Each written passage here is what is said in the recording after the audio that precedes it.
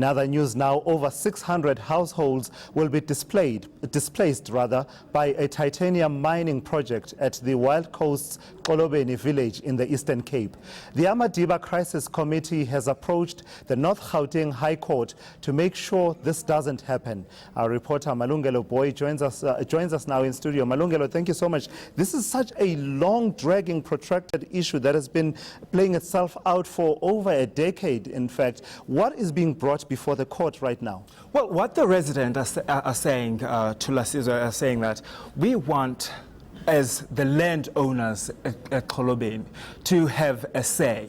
We want to be given we want to say, if we say we don't want mining, we want government to hear that. What they're saying, though, is that government has not been listening to them. Even the mining company that wants to mine there has not been fair to them, and hence they've taken this matter to the court. Let's take a listen at one of the lawyers that's representing these villagers. All right, Malungelo, we'll get to what one of the lawyers has said in just a moment, and of course they are represented by Tembeka Toby. That's right. What in essence are they saying are the reasons why they don't want this mining to go ahead? Of course, we're talking here about pristine country in the Eastern Cape, in that area. Xolobeni is one of the most beautiful parts of the Eastern Cape, in fact, of this country, and most people there survived by going fishing.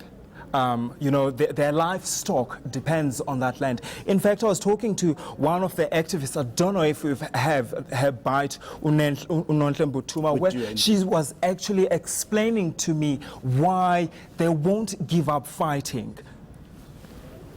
Land, it feeds us, it feeds our children, it feeds our livestock. Now, if you allow the mining, how are we going to survive? That is why we rather die to allow the mining to take place. It's plus minus 600 households around Xolobeni where they want to mine. And you can imagine when you displaced those 600 households were on the zone of the mining where they discovered the minerals. How are you going to employ? And you know what makes me sick is this word called compensation, because to build me a house, and do you count how much did I lost? Because I lost my field, I lost the access to go to the ocean, I lost my community. Malungelo, in a way, this fits right into the ongoing debates around the issues of land, expropriation, but also including issues of to do with customary law and how communities relate with the land that they own. What's been said in court around that? In fact, Lasizwe, one of the things that's coming out in court is that, by government lawyers, they're saying that, well, the Mineral and Petroleum Act actually allows the minister the rights to give permission to whoever meets the requirements of that mining permit, but does not have to get consent from the villagers, and hence these villagers are fighting this. They're saying that, hold on, that can't be the case. Let's listen at what their lawyer Lasizwe is saying.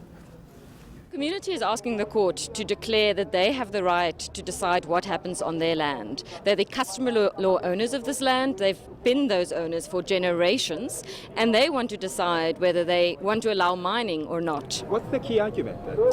They're saying that customary law is protected by the Constitution, and that protection is also found in statute law and indeed in international law. South Africa is lagging behind other countries when it comes to protecting customary owners of land.